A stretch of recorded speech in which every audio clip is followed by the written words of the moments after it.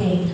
Welcome again to the summer workshop in professionalism in the workplace. And of course, to start with, may I request everyone to please rise for the prayer to be followed by the singing of the Philippine National Anthem and the singing of the Santa Barbara Municipal Hymn.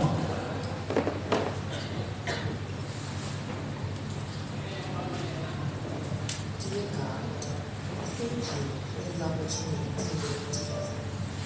Please help us to come together to make this institution reflect your kingdom. Breathe life into our ideas and decisions. Help us build a team that has love and respect at its heart. Give us the strength to continue working for your kingdom in this time of pandemic. Lord, come give us the inspiration to be the best we can be. May we be a shining example of your goodness and truth living wherever we are. Inspire our thoughts, discussions, and ideas, and continue to remind us that all that we do here today, all that we accomplish, is for the pursuit of truth for the greater glory of you. We ask these things in your name. Amen.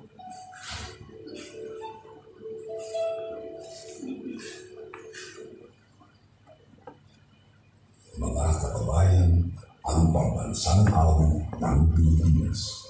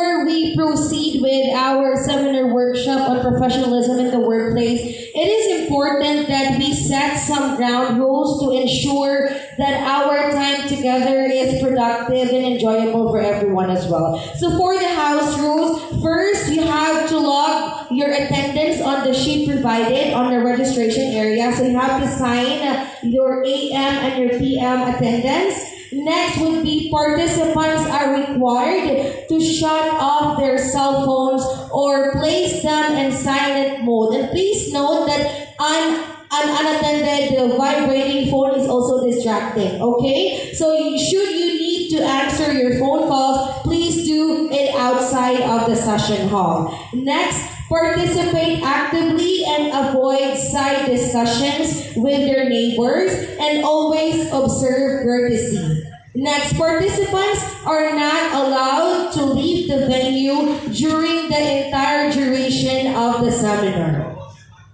And of course, a certificate of attendance will be awarded to the participant upon completion of the 8 hours training and meeting all the requirements such as submission of the post-evaluation survey. And if you need anything or if you need any assistance, please don't hesitate to approach any of our HR personnel. Okay? Okay. Okay? Okay. All right. So this time, let me present to you as well the applicants for this seminar workshop. So this time we have 3 co-terminals. So please stand for you to be acknowledged. We're our 3 co-term employees. There's none. There we have Sir Sinfuego and the rest, maybe they're not yet here. How about the 17 permanent employees? Okay, there you are. And the 17 casual employees. All right, there. And the 21 JOs. All right, and of course, 2 COS or contract of service. We have, yes, thank you so much. And this time, before we proceed, let's hear a message, or let's hear his welcome message coming from our Honorable Mayor, Mayor Dennis S. Superficial MP.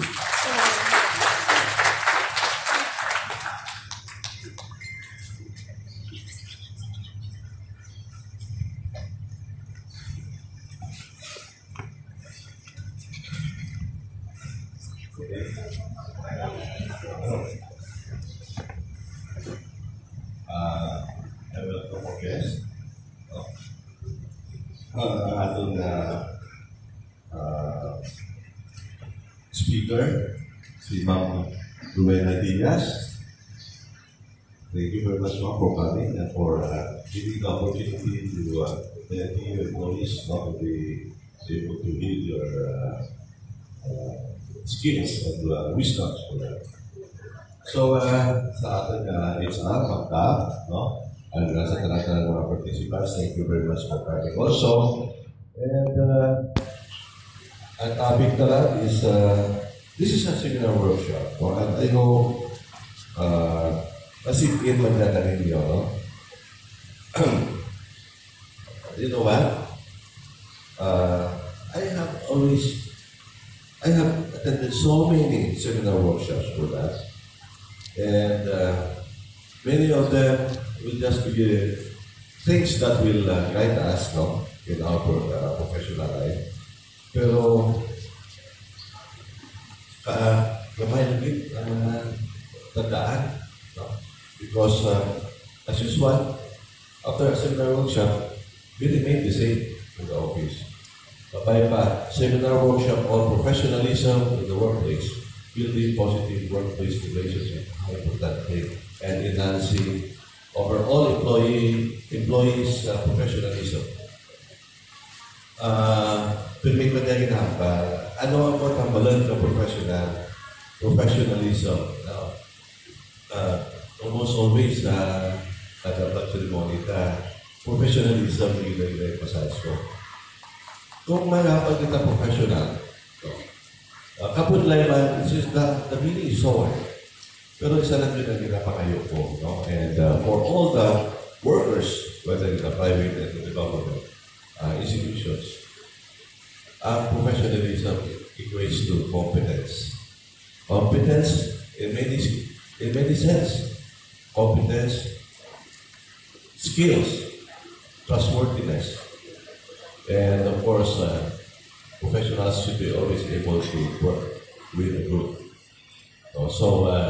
Teamwork is very important. Professionals do not hate each other in the workplace. They don't fight unless they are professional boxers or wrestlers for that. Anyway, supposedly a little bit of, no, para lang to more or less to start up employees, pero because of the time constraints, they cannot really cannot sa munisipyo. I'll just point out many things, pero some things like which I learned, no, and I think this can be used in your life.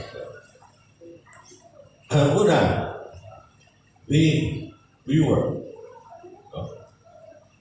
But one thing is very important.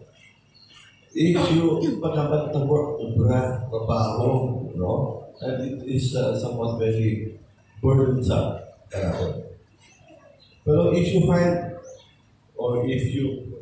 find a job that you will fall in love with, you'll never work another day in your life. What have I learned in the work? Because you're in love with your job. It's fun.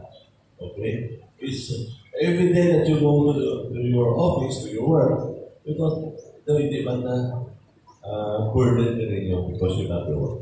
So, and confusion ng mga gusto. The greatest glory, in your work is never being wrong. Many times kasalanan ka. But being able to rise every time you make a mistake. Every time you fall. Isa lang yung gusto mo lang, this is the last. Kahit Confucius na, you should radiate peace with your co-workers. You should radiate cooperation or relationships sa mga co-workers. Now, if you look at your co-workers, you can see their faces. No? Amulya ang inyong makita. A happy person is very easy to recognize in the workplace. He seems to radiate an aura of calmness and warmth. Calmado, aware, moves slowly, but manages to do everything. Speaks calmly, but everyone understands him or her. The secret of a happy people is simple. It is the absence of tension. Hindi ka tensionado. Okay?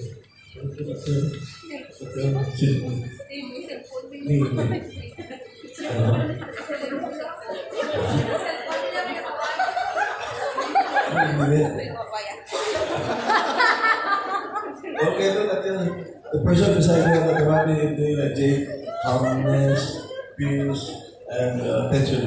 Why tension? So again, welcome you all. Hope the rest of the day we'll be able to learn something. As always, I've been telling everyone, I've been through a lot of workshop, pero pagtapos workshop, balik sa dating gawin. Okay? Prove them wrong. Okay? Prove that after a workshop, especially with this topic, workshop on professionalism in the workplace, prove it that after this workshop, kasi gamay na of being a professional, you can do it. Nobody is perfect. Okay? So, my last quote in these things are I get these things sa mga conventions, no? Pero may isa ako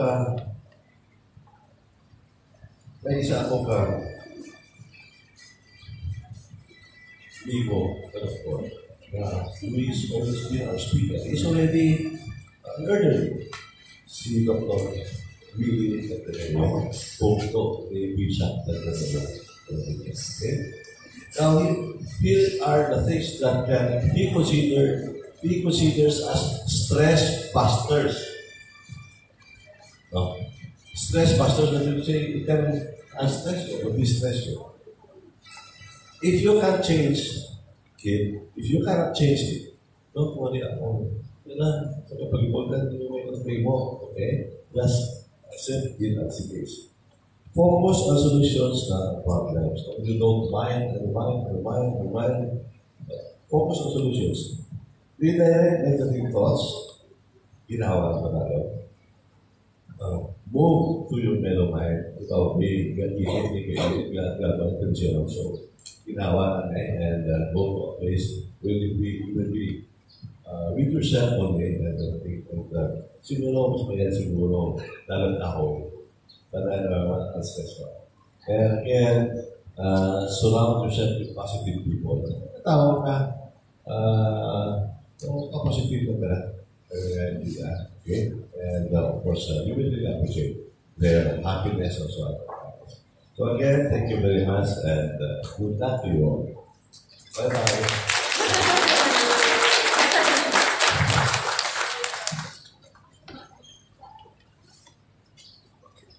Thank you so much, Mayor Dennis Superficial, for that, for sharing as well very important things that we can apply in our workplace. No? And listen, ladies and gentlemen, before we dive to our seminar workshop in professionalism in the workplace, maybe let's take a moment to set our expectations and aspirations for the day. So your active participation is always the key to making this workshop successful. And of course, by sharing your expectations, we can be better we can better tailor fit the content that needs you, that meet your needs. No? So this time, let's hear some expectations from our employees here. Let's start off with Ma'am Zoila from the Office of the Mayor.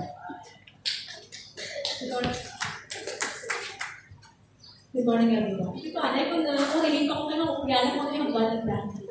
Pero kung hindi mo nasa linya. But anyway, good morning, everyone. And for the information, everybody, this is only my second month being a full-time employee at the local government unit of Santa Barbara. For a year, actually, part-time lang po. And I have actually different jobs before this one. So, expectation, I have lots of expectation, pero malamang dahil 2 minutes lang, hindi ko mapasok kami kasi mabuhay at nakawakan. But anyway, during the flag ceremony, last Monday, nagkamasa yung dating, we have only 60 participants for the seminar workshop. So, ang matutupad ko, ang man na makita ka nadara, ang man kung isa wa, hindi ko nadarahaw, ang man na ka natin, kay man professional, nagtakon. Tihamal ko, magtipulat, kinihamal na sa isintagan, kabilo, hindi tamang professional. Nagipot ko na, basi? Dahil pasagot ka mo. But anyway, kung siguro na pati naman ba ni Mayor, after nag-message na si Mayor about sa professionalism. So, ba ni Mayor, being a professional, masarigan ikaw. One trait of being a professional, masarigan ikaw, dependable ikaw, responsible ikaw. And then, ba ni Mayor, 60 lang, ang actually gintaw ating chance for the seminar workshop, hindi man ka accommodate ang 12 clubs sa 400 plus ng mga employees. Then after that, si Sir Ryan nag-go sa opisina, nagpa-confirm ka attendance, aba na, mamsoy ma-join ikaw. Kung ba mo tingin nag-award ka certificate, takaran, diba? So, ang moran, kung hindi mo ganito matuod, yung kung waiting mo na dala sa lista, professional yung nilaan. Diba? Tala-tala mo na, we are actually professional. We are actually working here at LGU Santa Barbara. Siguro, puro makita mga graduate man. Diba? But being a professional, there are actually only 2 traits. Honesty and integrity. So, putan mo ng honesty sa obra mo, nag-obra ikaw, di ba yan? Kung puwag mo itong plano, hindi nakatama ka man dyan man, gabi magpakitang tao na puwag mo itong plano, puro kungkong ka lang, di ba? Hindi ka magpakitang tao. Kung may plano, kungkong ka lang dyan. Hindi ka man dyan boso ka mag-obra mo, di ba? So, integrity is actually responsible. You must be responsible sa imong job. Kung mag-obra mo, imong tigmataro. Kinahanglan ang imong production, be productive. That means ang imong end production kay imong obra in high standards. Diba? So, hindi na kami joker na ginatawa. Kami actually I'm from the radio station, DYISFF. Pasensya na kung malulog ako magkakaba. Okay, so ang amon actually na opisina, we are actually the dumping site of all the, real talks, fake news, politics, etc. But we are actually filtering all those yung mga nag-aabot sa aban niya, opisina. So, na-filter yung mga hindi mo pwede yung pagwatan niya. And inahalumaw natin ang ating reputation as employee of the local government unit of the department. Ma'am Daph, 2 minutes na ako. Sige pa, pwede ka. Okay. Actually, before ako nagbalik, I am actually employee ni Mayor Dennis for 9 months. 9 years ka nag-mayor si Mayor Dennis. So, nasign na ako sa isang kumpanya after ng term ni Mayor Dennis. So, sa amin na kumpanya, before this one, is actually a private company. Sa amin yung private company, there are actually no rules to follow. As long as ikaw na nasuksok, take that picture, magsigil ka sa ubra. Okay? No dress code. Maski magsigita, dito sa tanak, basta ang imong stats, ang imong attendance, perfect, everything. Why di problema, maski ano ba dyan nag-iimot, di mo kakulang sa imong ubrahan. But then, kung nabalik kita sa may local government unit, etc. This is actually a public organization or public institution. So we must follow sa tanan-tanan yung mga rules na ginademand being a public employee. First and foremost, syempre, you need to respect not only your higher-ups, your mayor, your department heads, but we need to respect everyone. So, magaling ni Mayor, para please kita tanan no stress, we need to understand each other. Diba? So, but naman, kauna, I actually experienced sometime earlier 9 years ago, than for this one, 9 years ago, actually, we are very, very happy, diba? No stress, tanan-tanan, no, ay lang, ano di ko, no, ay lang. So, simple. Because what, nagawala naman sa mga pagbalik, kundi, there are actually some tensions. Hindi pa diba? Para kung nakakarinig sa ito, there are actually factions, tensions, misunderstandings, pagbalik ko yan. So, naman nakabara na kanmang. It is because that, sa una, ang tanan-tanan, being honest ang tahan, kauna, una pang termino ni Mayor, by the way, it is tanan-tanan, anak ni Mayor, tao. Okay? Tirano ko na nga hindi. Pero, kabarin ni Mayor, let us be at peace with each other. Let us understand each other para man, manami ang ating teamwork. And last, ma'am, last na lang, okay? Hopefully, I think may mga hirido and mga hirida. Actually, it's actually a trending topic. And let us actually respect ourselves, respect our family, and respect your workplace. Let us follow Republic Act 67173, which is the code of conduct being a professional employee and professional public official. Thank you very much. Thank you so much, Ma'am Zoy. Okay. Tapos na natin yung first resource speaker. Chika lang. Anyway, let's proceed with our second employee here. Let's have Mr. Lemuel S. Peña.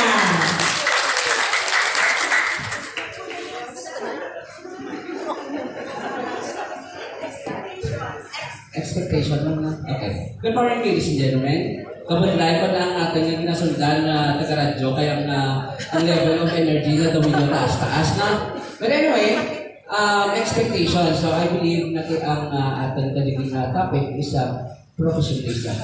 Ang kapal ni Mayor kanina is professionalism is very broad.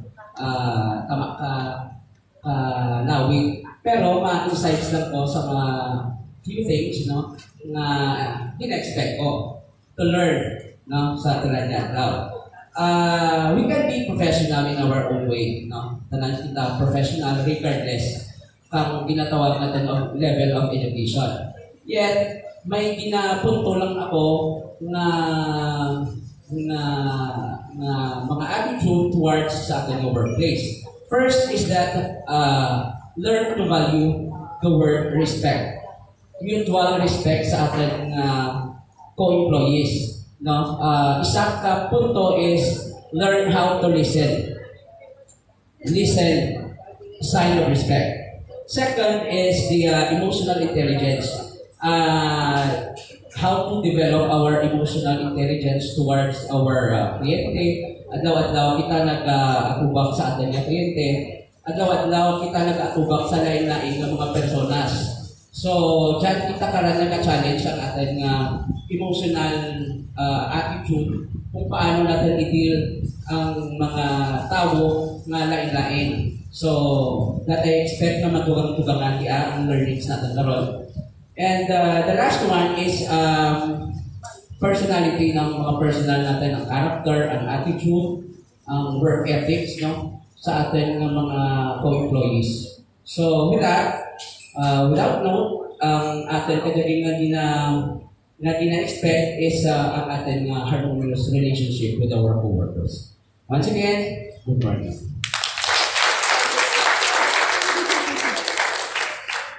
Alright, thank you so much, Sir Namuel. And next, let's have Sir Jeremiah C. Sirilan.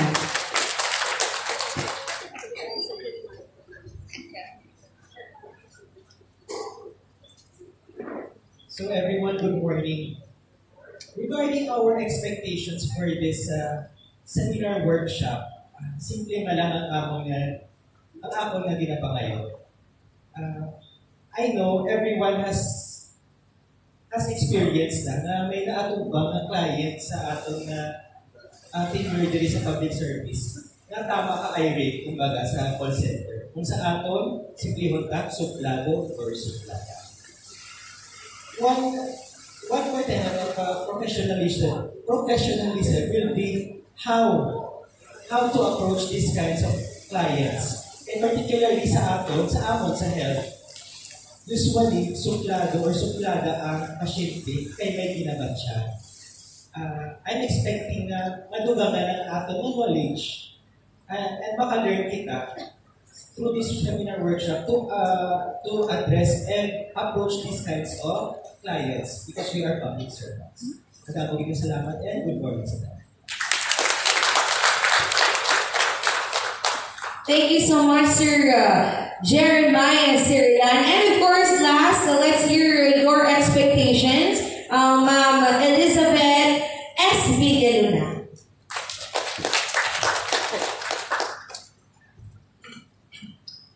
Good morning! Good morning! Hi, we are on a workshop. Workshop means a meeting, an engagement with the people nga nag-involve sa activity. So, let us alert ourselves in a workshop, seminar, nga dapat kita nag-participate man. Okay? So, good morning! Good morning! Gusto dit man sanda. Okay. So, two things na ang gusto ko nga i-impart this morning. Professional and professionalism. So, being professional is you are being ano ba yung tawag sila?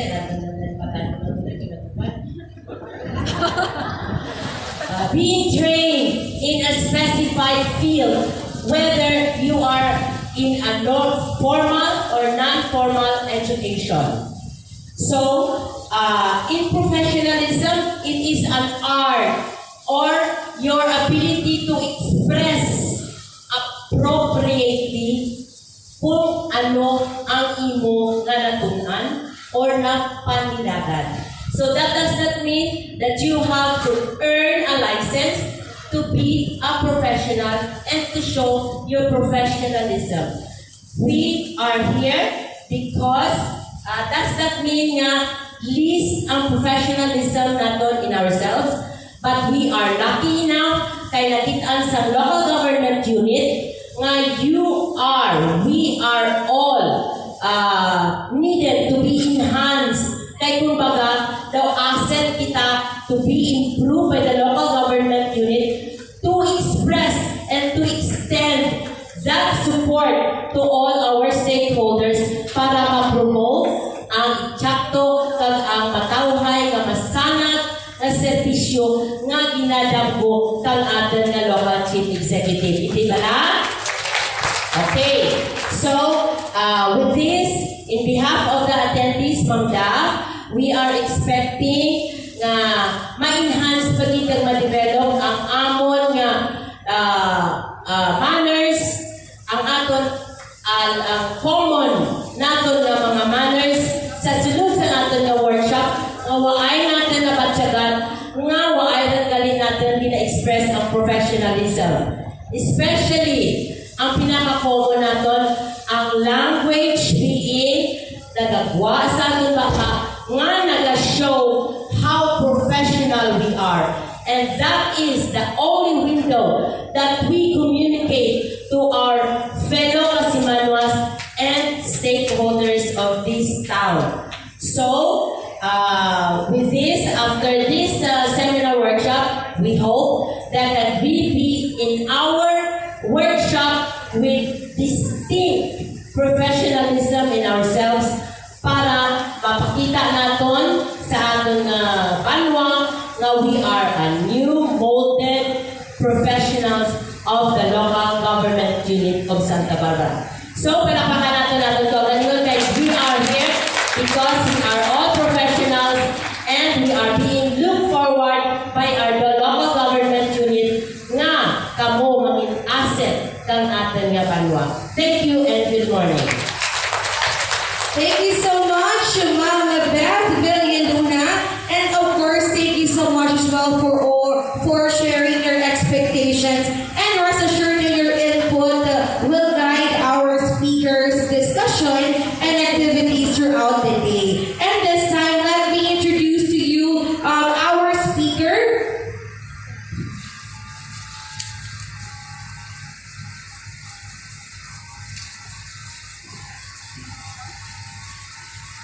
So our speaker is a soft skills coach and consultant and is based in Bangkok, Thailand, working as global training specialist of AD Nano Company Limited, earning her place as an authority on the soft skills and social etiquette trade through her self-driven immersion in the field of soft skills. She is knowledgeable and has a sound understanding of needed traits for workplace success and a strong ability to train employees in moving those characteristics. She has extensive experience with making presentations, giving assessments, and identifying soft skills training needs, and has 20 years experience working as a soft skills training consultant. Ms. Wang has been touted as a savvy mentor, as evidenced by the regular corporate trainings in the Philippines, Thailand, and Laos, and to name a few. She shares up-to-the-minute tools and practical tips from a contemporary perspective, presenting workshops, seminars, and one-on-one sessions with private clients. Her clients include industrial companies, local government units, schools, civic, as well as non-profit organizations. She provides targeted training to individuals to help them strengthen their interpersonal skills and provide support for people who struggle with or lack interpersonal communication skills. She can deliver this by teaching helpful strategies as well as providing various simulation activities that allow the participants to realize their shortcomings and take action to correct them. She has a genuine passion for helping people and for improving the workplace. She believes that the strong soft skills will ensure a productive, collaborative, and healthy work environment, all vital attributes for organization in an increasingly competitive world. Ladies and gentlemen, she's also the founder of the DS Speech and Personality Development Center, as well as the RD Soft Skills Management Consultancy Services, as well as she is an etiquette and a protocol consultant and a customer service training consultant. Ladies and gentlemen, our resource speaker, Ms. Rowena Diaz. Let's give her a round of applause.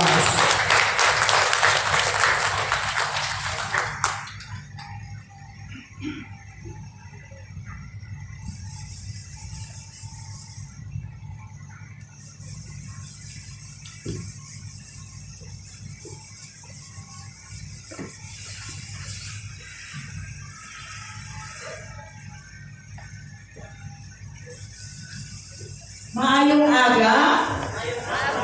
I am really very happy I was given an opportunity to be a part of your soft skills training and say appreciation of what we call professionalism in the workplace. Actually, I arrived And all your certificates right now are accredited by my main office in Ramkhamhaeng, Bangkok, Thailand. So you will be receiving a Bangkok-based accredited certificate. Kaya importante ko ako yung CEO mag-signatory sa inyong certificate of attendance sa buong adlaw. So all those who are not here, definitely all certificates will be invalid. Okay? So you have to complete the 7 hours immersion with me. Okay? So ang katuyuan sa subong aga is not simply to give you a theoretical-based lecture on behavior, on work ethics, on attitude building, on stress management, on customer service excellence. Pero this would be an aggregation of topics that are really valuable hindi lang sa personal ninyong mga buhay, kundi sa professional ninyo inyong practice sa Santa Barbara LGU. Okay? Now, first and foremost, my dear, I would like to welcome you all to this very, very special personality and soft skills training program. Now, the things that actually gave me a very prominent impression was the following expectation settings given by the first 4 people who spoke in front. Number 1, professionalism is a very general term. It is actually a combination and a lot of things that has something to do with your cognitive, affective, and then your technical skills. It is not only a one-way aspect. It is actually an ecosystem of a lot of things that pertains to personality and professional practice. So today, I will be covering 6 modules, okay? That's the 6 modules right here is not enough to change your mindset on what we call self-development. Hindi pwede nga imposible nga i-transform ang inyong mindset of professionalism 360 degrees. Because not even 90 degrees. If you will not appreciate or say accept the challenge that you are going to do it for the betterment of Santa Barbara. Okay? So you have to accept first before you can change anything. Okay? Now and there, today I'm going to give you a little background on the general terms of our purpose why we are here. When we say professionalism, all of you are responsible of building an efficient, capable, adaptable, competent LGU Santa Barbara. And because I know that these are only a few things, the priorities ng inyong alkalde. Remember, hindi kaya sa isang katao na iislan ang inyong mindset sa sulod sa munisipyo. Okay? So sa 42 ka mga LGU sa bilog ng probinsya sa Iloilo, mga 30 na ang na-cover ko ng mga munisipyo, including the first-class municipalities in the province. So I hope na ang inyong palakyan makahatag sa inyong tanan sa inspirasyon so that you will be able to truly appreciate our purpose. The investment is very big. While you are here and there, that is why you have to really accept the challenge that we are going to go through with the different challenges that I am going to give you. Okay? So what we need in the LGU, my dear, are what we call proactive employees. When I say proactive, you are not reactive on situations and environment. When I say proactive, you listen. Okay? You listen, you collaborate, you participate, and you don't fight with each other. Okay? Did you know that the number 1 disease of any organization in the world is grapevine or chismis? It is an immature act, and this is something that touches the inner core of a person. You don't have the right to speak about the personal lives of other people. Just focus on what is expected of you in the LGU. You get it? The second disease in the LGU setting, my dear, is number 2, jealousy. You are struggling so hard to be noticed. You are struggling so hard to be promoted. You don't have to ask it. Promotion is given depending on your performance. The indicators of being professional, my dear, is very tough. And you can simply ask it. So all of these things we are going to discuss on the going to give you. So, ang ako na ginahambal premise sa mga HR is, why don't you start hiring the right people? Hindi nga recommended by somebody. Because if you hire the right people, you will be able to establish also the appropriate tasks and responsibilities na ako na ang gintapusan kag may ara siya experiensya. Okay? Kabutay balaan ka, there are a lot of accommodations which cannot be, say, hindi mo siya ma-change. You cannot fathom it, you cannot actually decipher or establish a meaning or a reason na may ara naman ang accommodation sa LGU setting. Okay? So the men and women that would make the LGU proactive and more customer-based. Okay? Now, these are the things that we need to discuss, my dear, on this morning's modules. The word is pride. Okay? Ang tinatawag nila the development of self and then yung professional development sa isang katao starts and kicks off with the word pride. Okay? Pride on the things that you are doing inside the workplace. P represents professionalism. Time management, work attitude, stress management, dealing with people, customer service excellence, respect. So this is the very, very foundation of the values na dapat ninyo in-nurture sa sulod sa opisina. If you don't respect each other, you are actually compromising everything sa isang organization. Okay. Now, I am working in Bangkok since 2014. Kagang ako ng mga tao sa Italog ko, puro mga Thai. Ang mga Thai refuse to learn English because of their cultural norms nila. They are very, very sensitive and they are very conscious about loving their own. Ang mga Thai. So hindi sila, nag-refuse sila if I teach them basic phrases of English so that we can actually talk with our international clients. That is why we are hired and we are the ones who stood as frontliners of the office in terms of negotiation. Okay? But did you know, my dear, that we just learn to respect each other? Grabe ang tayo mag-ubrang. Ang Pinoy panawakal. Wala sang oras ng Pinoy, wala nagatikab sa iyang bakbak. So dito sa laboratory, kaya nag-produce kami sa cosmetics, kag nagtulang kami sa gold. Ang kalabanan ng mga kliyente namon, 80% of that is Thai and 30% I brought there are Filipinos.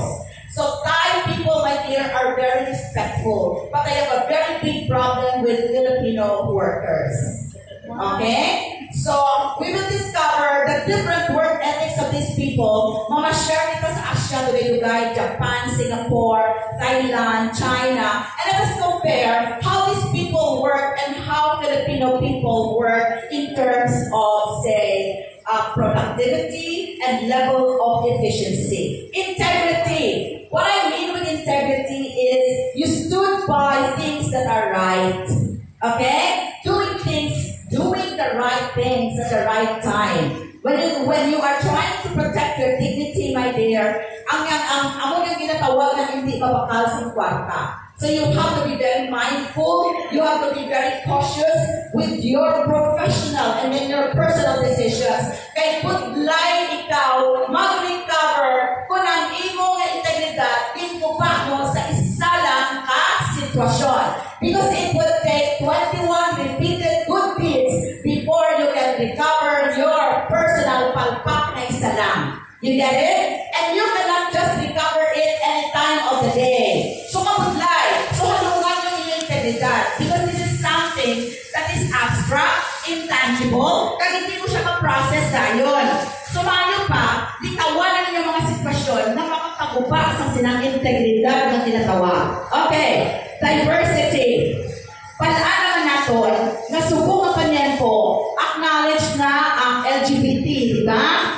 Sa ano man na klase sa environment. We just have to respect each other and do not undermine their existence, their participation. Because there are a lot of people na makabulig sa ginatawag na performance level or accomplishment accomplishment sa isang organization if we work together. Now, did you know that in 1970s and 1980s, makasulod ka sa opisina kung makapasar ka sa IQ.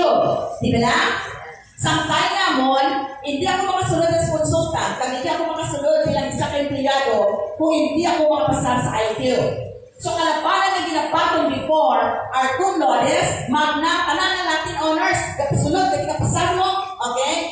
Pagka-notice ang human resource that it is not enough. Because you have to have a little, or say, a big chunk of what we call emotional stability and emotional intelligence. So, ang IQ, kintugangan sa EQ. Okay? Sa late 1980s. Now, hindi pagit kontento kay kulang kung IQ lang kag EQ. Kintugangan sa CQ. Hindi TQ, kintugangan sa CQ. Ang CQ is what we call compassion quotient. When I say compassion quotient, you have the ability to immerse yourself with any kind of environment. You can adjust. You